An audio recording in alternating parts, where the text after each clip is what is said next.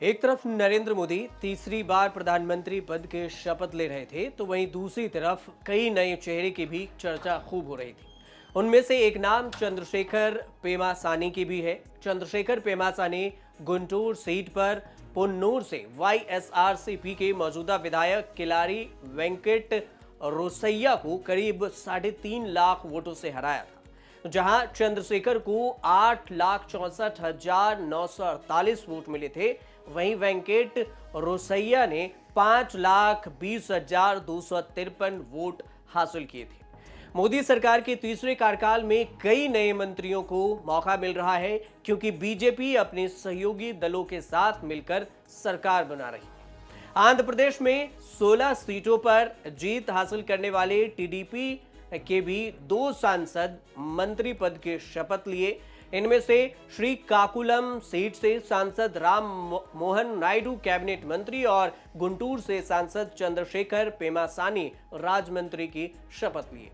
अब सवाल ये कि कौन है पेमासानी? राजनीति से इतर डॉक्टर पेमासानी को एंटरप्रेन्योरशिप के लिए जाना जाता है। वह यूवर्ल्ड के संस्थापक और सीईओ हैं, जो एक ऑनलाइन शिक्षण मंच है जो छात्रों को कई प्रतियोगी परीक्षाओं की तैयारी में मदद करने में सहायक रहा है। उन्हें पहचान तब मिली जब उन्होंने 2020 में Ernst and Young entrepreneurship of the year award जीता।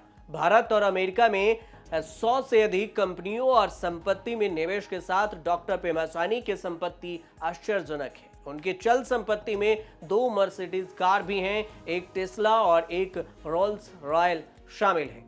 पेमासानी ने 1999 में NTR university of health sciences से एमबीबीएस की पढ़ाई पूरी की। उसके बाद 2005 में अमेरिका के पेंसिल्वेनिया में गेजियर मेडिकल सेंटर से इंटरनल मेडिसिन में एमडी की उपाधि प्राप्त की। विदेश में रहने के बावजूद पेमासानी ने गुंटूर से संबंध बनाए रखे और अब वह यहीं से चुनकर देश के सबसे बड़े पंचायत पहुंचे हैं। इसके बाद मोदी सरकार 3 में मंत्री बने। ऐसा नहीं है कि पेमासानी ने हाल ही में राजनीति में एंट्री ली हो, वह बहुत पहले से टीडीपी के कार्यक्रमों में सक्रिय भूमिका निभा चुके हैं। संपत्ति कितनी है अगर इसकी बात करें तो एनआरआई डॉक्टर से सांसद बने पेमासानी देश के सबसे अमीर सांसद हैं। पेमासानी के हल्फनामों में जो जानकारी दी गई है उसके मुताबिक उनकी संपत्ति 5,705 करोड़ रुपए की है। वह लोकसभा चुनाव के चौथे चरण के सबसे अमीर उम्मीदवार रहे और अब पता चला कि देश भर में सबसे उम्मीदवार है।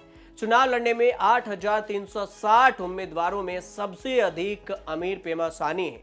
किस पार्टी को कितनी सीट मिली इसमें अगर इसकी बात करें तो 543 लोकसभा की सीटें हैं, जिसमें बीजेपी को 240 सीट मिली, कांग्रेस को 99, समाजवादी पार्टी को 37, तृणमूल को 29, डीएमके को 22, टीडीपी को 16, जेडीयू को 12, शिवसेना यूबीटी को 9, एनसीपी शरद पवार को 8, शिवसेना को 7, एलजेपीआर रामविलास को 5 सीटें, वाईएसआरसीपी को 4, आरजेडी को 4, सीपीआई को 4 और आईयूएमएल आप जेएमएम को 3-3 सीटें मिली। इसके अलावा पवन कल्याण की जनसेना, सीपीआईएमएल, जेटीयूएस, आरएलडी, जेकेएनएन को 2-2 सीटें मिली है। कुछ पार्टियां ऐसी भी है जिसको 1-1 और 7 निर्दलीय चुनाव भी जीते हैं।